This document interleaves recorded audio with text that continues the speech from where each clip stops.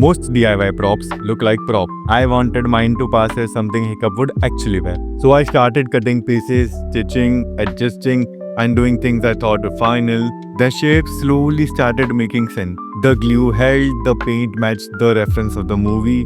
The hardest part wasn't the back piece or the horn, it was making sure that it did not look cheap. And finally, when it all came together, it's good. Yeah, it wasn't perfect and it did not completely match the reference of the movie, but it's good.